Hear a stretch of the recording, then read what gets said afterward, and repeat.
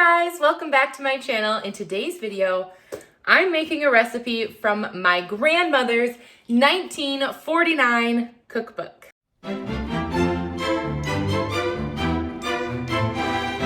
Alright, if you're new here, hello, I'm Claire. Welcome. Come on in and get ready to do some old-timey cooking. I actually did a previous video just like this with one of these recipes for some weird turkey stuffed crepe casseroles.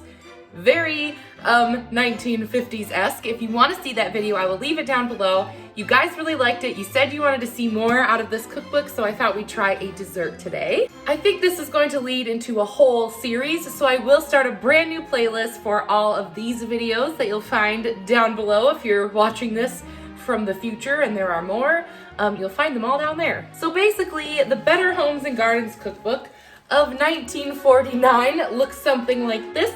My grandmother covered it with some contact paper, and what you would do is you would read Better Homes and Gardens magazine, you would clip out the recipes that you liked, and you would add them to the cookbook. So there are just tons and tons of recipes in here, and they range anywhere from the 40s on through the 60s, and I really looked hard to try to find something that A, I had never heard of or seen, something that isn't super common. I didn't want to do like chocolate chip cookies or something, but B, I wanted it to sound delicious. Now one day, you guys, I promise, we'll make something weird out of Jell-O and put like meat in it and weird stuff.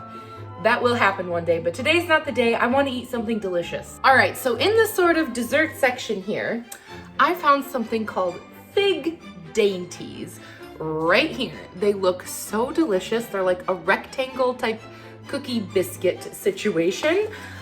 This was submitted by Sherry Little of Van Buren, Arkansas. And the year on this one, October of 1951.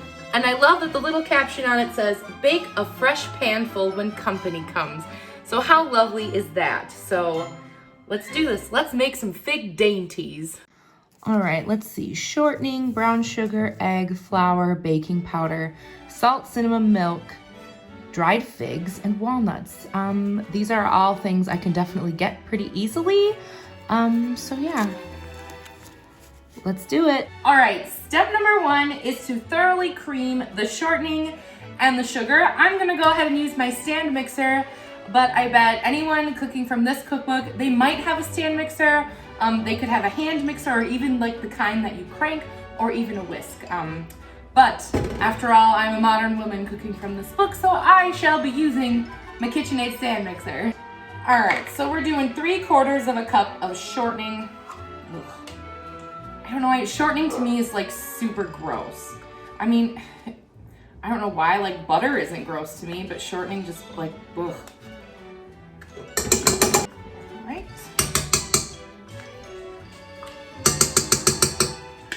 All right, now we need 1.5 cups of brown sugar. Good. Oh wow, Claire, just, you know, be excellent at measuring today.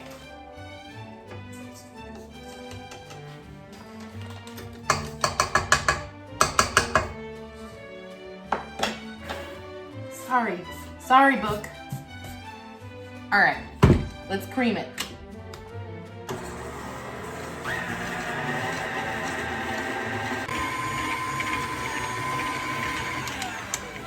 All right, now we're supposed to stir in our egg.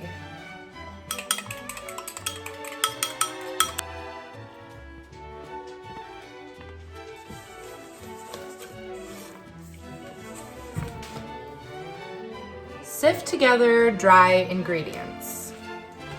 All right, we need 2 3/4 cups of flour. Gosh, I hope I have enough flour. I didn't think it needed that much. That's a lot of flour.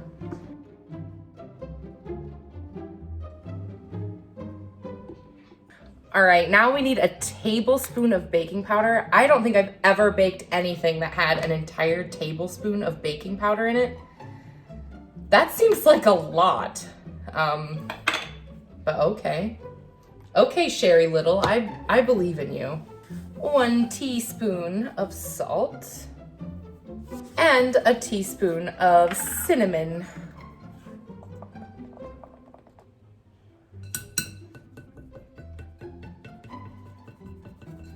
All right, after we sift together the dry ingredients, we add it alternately with the milk to the shortening mixture, and we need 1/4 of a cup of milk. Add a bit of that in. All right, like half of that. I should like get this laminated, shouldn't I? It did not survive this long to be destroyed by me trying to make fig dainties. It smells good. It smells like really cinnamony.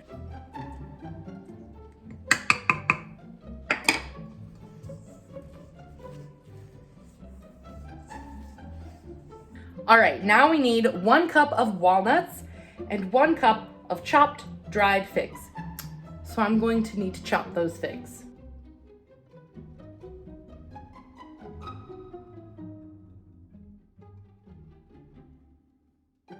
All right, here are my figs. They're really sticky, but they smell really good. I don't know why I never think to cook with or buy figs. I've never actually even noticed them in the store. The closest I get to figs is like, I don't know, fig Newton. All right, we also need 1 cup of chopped walnuts.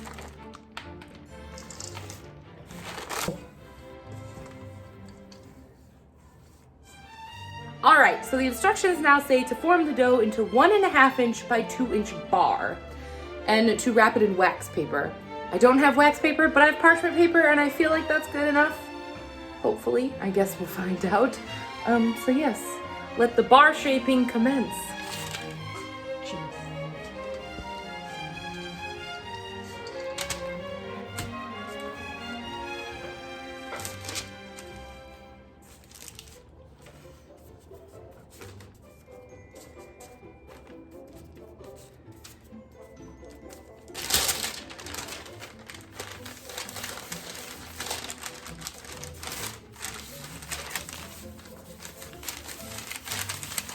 All right, that looks pretty rectangular. I'm gonna say I'm pretty good with this shape. Hey, I mean, not too shabby there, Claire. Now we are instructed to chill it for several hours, so I'll see you in a bit.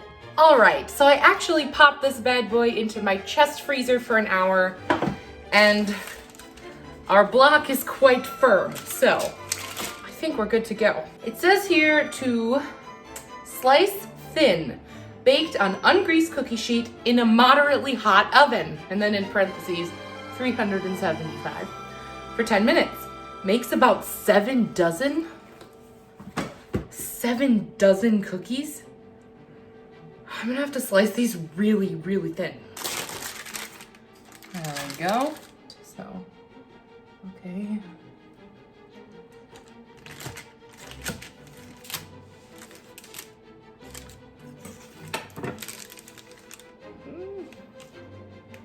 That's like the butt piece though, you know? It's hard to slice these super thin because there's like big chunks in them.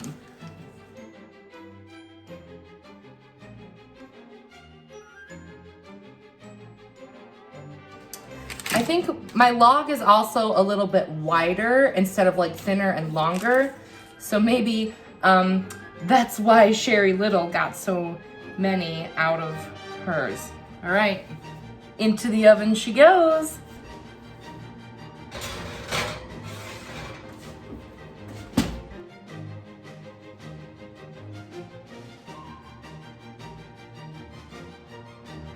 All right. Honestly, they look pretty similar. I mean, that's legit. I mean, I guess I really have a bit to learn on my shaping. They're a little bit less sort of square, and I think they're a little bit larger than they should be, but overall, I'm really pleased with my dainties. All right, here they are in all of their figgy glory. It almost smells a bit Christmassy in here with the cinnamon and the nuts. It doesn't say that this is like a holiday recipe, but I imagine this would go well in the holidays. All right, and here she is, my 1951 Fig Dainty.